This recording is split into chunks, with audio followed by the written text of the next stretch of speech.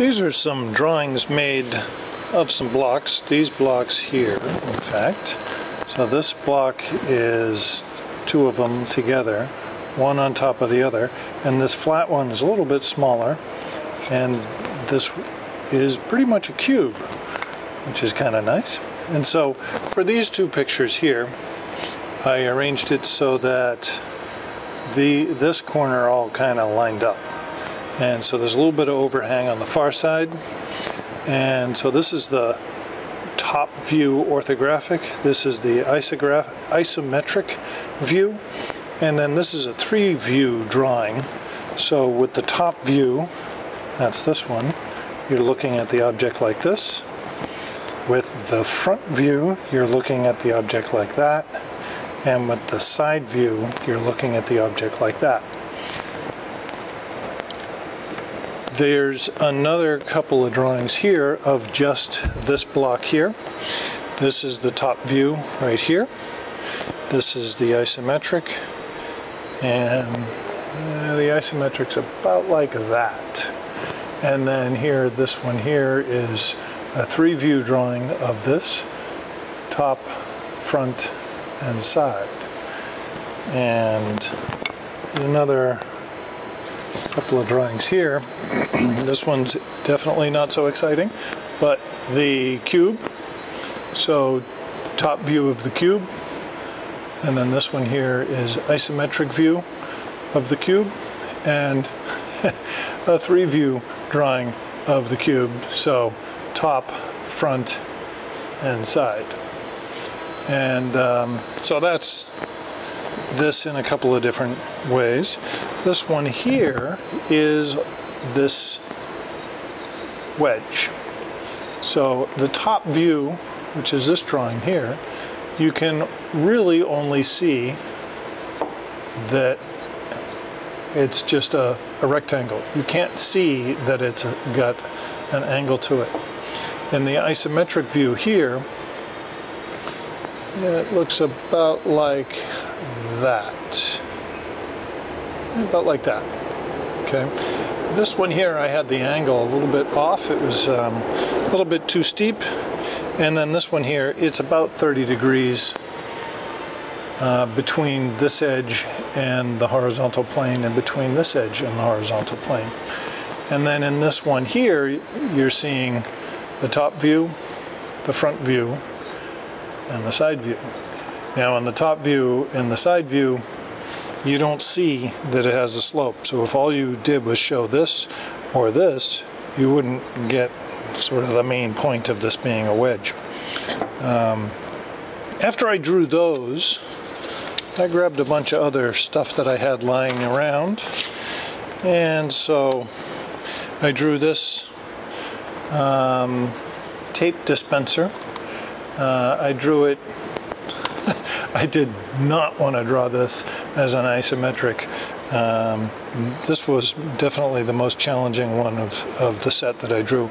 But this one here is a front view, and then I drew the bottom view of it because I thought that was kind of interesting. So one of the things that's important with multi-view drawings is that the lines that are in one view line up with the lines that are in the other view. So if I were going to do a side view, I'd put that here, and this line and this line and these lines would all kind of show up in that, but I didn't draw that. So this line is mirrored here. This foot of the tape dispenser shows up.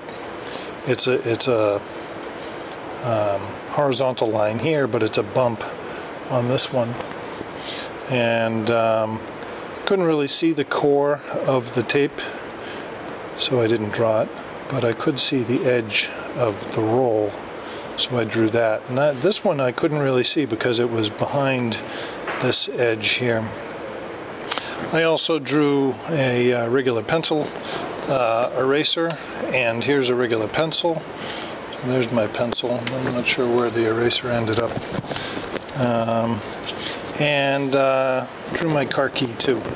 So it's definitely a neat way of drawing. These are standard views. The orthographic view or the multi-view. This is a battery here, and so if you were going to look at that and try and specify where it would go in your design, then that would be a handy thing to be able to do, is to just draw the thing out.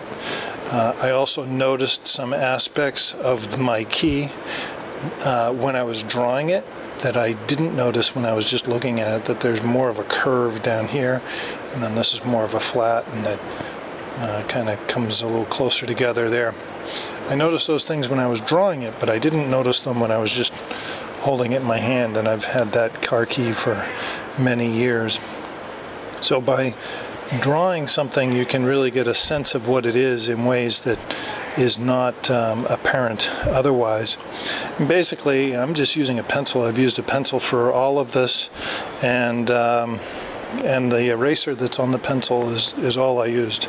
I didn't bother measuring it. I didn't use a ruler. I just drew very light at first, and then as I got a sense of where things actually belonged, then I drew them in a little bit darker.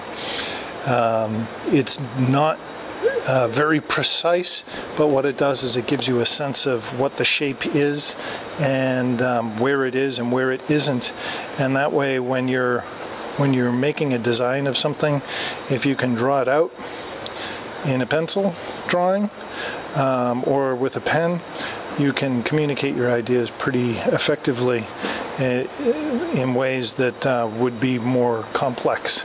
Otherwise, you'd need a lot of words to describe it, or you'd need software, computer-aided design software or something like that.